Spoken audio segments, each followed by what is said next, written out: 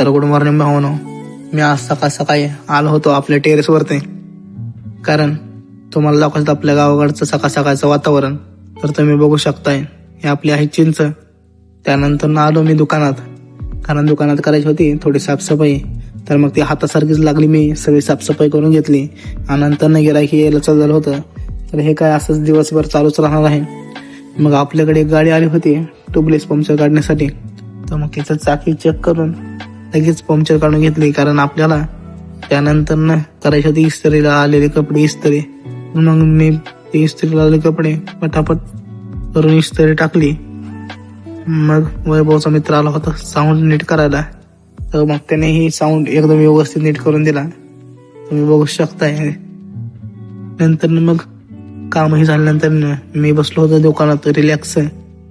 मग तेवढ्यात आपला मित्र आला, त्याला मग घेतलं त्याला मला ब्लॉग मध्ये. आणि हे बघू शकता आपल्या गावातले सबस्क्रायबर मित्र. तर आजचा ब्लॉग कसा वाटला, आवडला असल्यास सबस्क्राईब, लाईक, कमेंट आणि फॉलो करायला विसरू नका. आणि तुमचा सपोर्ट असंच कायम माझ्या पाठीशी राहू दे.